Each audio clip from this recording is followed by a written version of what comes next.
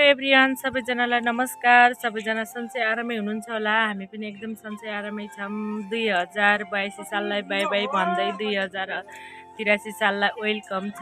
सबैजनालाई 83 सालको शुभकामना छ। सबैजनाले सोचेको आँटेको सबै पुगोस् अनि गर्न नसकेको 82 सालमा गर्न नसकेको कामहरू पुरा होस्।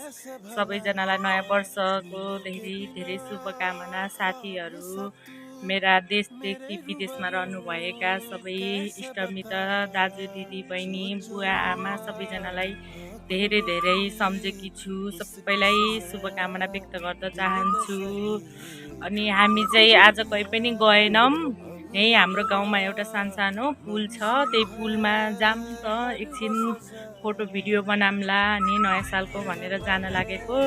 साथमा चाहिँ मम्मी, बहिनी, फुपू अनि मेरो भदै अनि भतिजी, मेरो छोरा, आन्टी जान लागेको छौँ। अनि लास्टसम्म हेरिदिनु होला भिडियोहरू। म हजुरलाई लास्टसम्म देखाउँछु।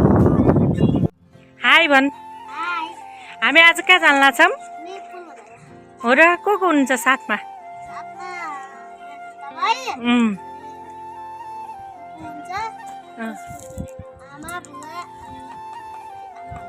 हो र। अनि दिव्या, हाई भन्। कहाँ जान लाग्यो दिव्या? हो र, कतिको रमाइलो लागेको छ?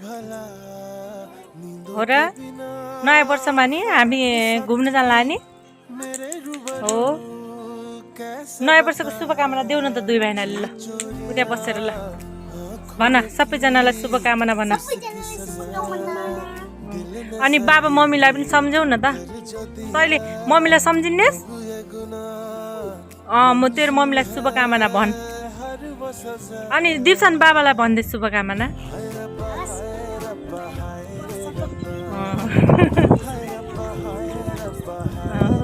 छिट्टै आउनु होला भन्। ल मम्मी हाई भन्नु। नयाँ वर्षको शुभकामना सबैलाई। दिदीलाई, बहिनीलाई, भाइलाई सम्झिनु भा? 3 महिना टाढा छन् मेरा। सबै दुई बहिनी छोरीहरू साथमा छन्। के भन्नु? ल भन्नु, आज नयाँ वर्षको कस्तो लागिरहेको त तपाईँलाई?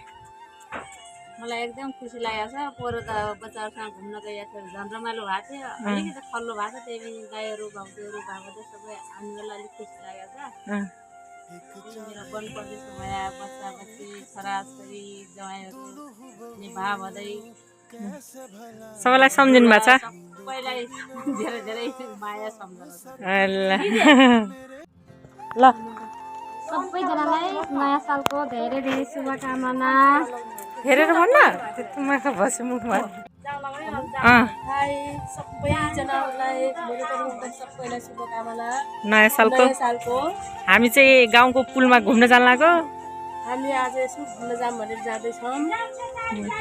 ल सबै सम्पूर्ण साथीहरूलाई है बाई बाई। हामी चाहिँ जानलाई मेरो छोरी बाबालाई सम्झिछ्यौ। नयाँ सालमा दिदीलाई, दिदीहरूलाई सानो यता हेर। हामी चाहिँ सबैजना जान लागेको छ अगाडि पछाडि। बगाल हामीहरू यहाँ पुल नजिक नजिक आइसकेका छौँ। कोही पछाडि कोही अगाडि बगालहरू। इम्ली खाएको कि इम्ली बाटोमा इम्लीको बुट्टा रहेछ। भेट भयौँ हामीहरू। यी बगालहरू मेरो सानी पनि हिँडेछिन् भुन्टुङ भुन्टुङ।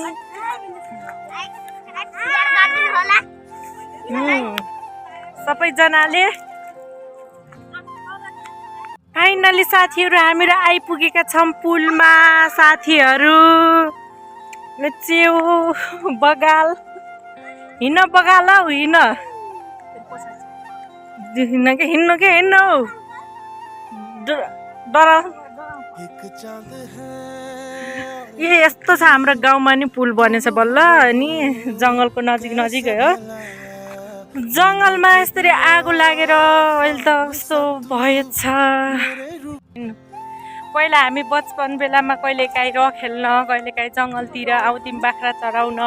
त्यति बेलामा नि साथीहरू हामी यहाँबाट यसरी गएर यहाँ तल खोलामा गएर खोलाबाट उता पाल्लापट्टि निक्लिन्थ्यौँ कि यसरी एकदमै गाह्रो हुन्थ्यो। अहिले चाहिँ पुल राखेर कति राम्रो भयो। अनि यो छ हेर्नु त साथीहरू कति गहिरो छ। तल हामी यो पुरानो बाटो हिँड्थ्यौँ त्यहाँ कटरको बुट्टा जस्तो छ नि, त्यहाँको नजिकको यो सानो बाटो छ नि, यहाँबाट यसरी तल आएर खोला नागेर यहाँबाट पाल्लापट्टि माथि निक्लिनु जान्थ्यौँ कि पहिला। यस्तो गाह्रो हुन्थ्यो, अहिले चाहिँ पुल राखिदिएर राम्रो भयो, एकदमै खुसी लाग्छ। आफ्नो गाउँमा अलिअलि प्रगति भएको देख्दा, आफ्नो जन्म ठाउँमा आफ्नो माइती गाउँमा अलिअलि प्रगति भएको देख्दा कस्तो खुसी लाग्छ है साथीहरू। अनि हामी चाहिँ यहाँ आएको के फोटो खिचौँ, एकछिन भिडियो बनाऊ भनेर। मेरो बुवा पनि अहिले आउनु भएको छ। हाई, कतिको सम्झिनु भएको छ बुवा छोराछोरीहरूलाई? फाइनली साथीहरू हामीहरू घुमेर आएर खाना पकाएर खाएर अब सुत्न लागेको। अनि कस्तो लाग्छ भिडियो अन्तिमसम्म हेरेर सबैले कमेन्ट गरिदिनु होला साथीहरू। सबैजनालाई tata bye by, good night.